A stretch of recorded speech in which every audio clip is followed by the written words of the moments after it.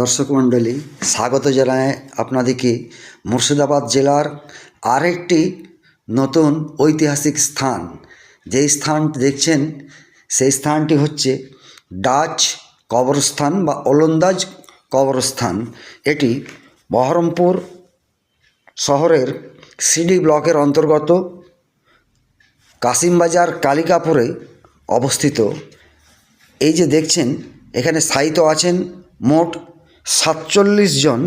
1721 খ্রিস্টাব্দ থেকে 1792 খ্রিস্টাব্দ পর্যন্ত মোট 47 জন কর্মীর সমাধি এখানে আছে। এর মধ্যে প্রাচীনতম সমাধিক্ষেত্রটি হচ্ছে ড্যানিয়েল ভ্যান্ডার মুলের কবরটি, যিনি 1721 খ্রিস্টাব্দে প্রয়াত হন। মুর্শিদাবাদ জেলার আনাচে কানাচে ইতিহাসের সাক্ষী আপনারা পাবেন।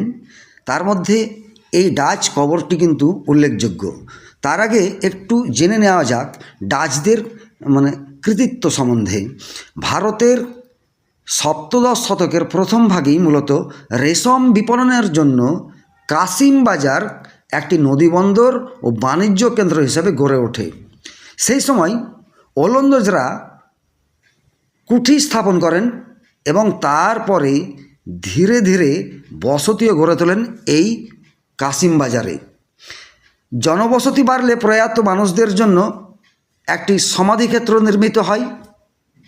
তাই 1666 খ্রিস্টাব্দে কালিকাপুর অঞ্চলে ওলন্দাজদের একটি কারখানা স্থাপিত হয়, যেখানে প্রায় 7 থেকে 800 জন কর্মী নিযুক্ত থাকতেন। 1756 সাল নাগাদ ওয়ারেন হেস্টিংসের বন্ধু জর্জ লুই ভার্নেট এই কারখানার দায়িত্বভার গ্রহণ করেন। কিন্তু সবই আজ অতীতের গর্ভে বিলীন। কিন্তু সেই সময়কার সাক্ষী হিসাবে আজও দাঁড়িয়ে রয়েছে এই ওলন্দাজ বা ডাচ সমাধিক্ষেত্রটি। এটা আছে এই যে লাইটের অপোজিটে হচ্ছে বলে ছবিটা খুব একটা ভালো আসছে না। এরকম অজস্র কবরস্থান এখানে আছে। এই যে দেখুন সুউচ্চ, তার কোনো নাম বা ফলক আমি এখনো পর্যন্ত দেখতে পাইনি।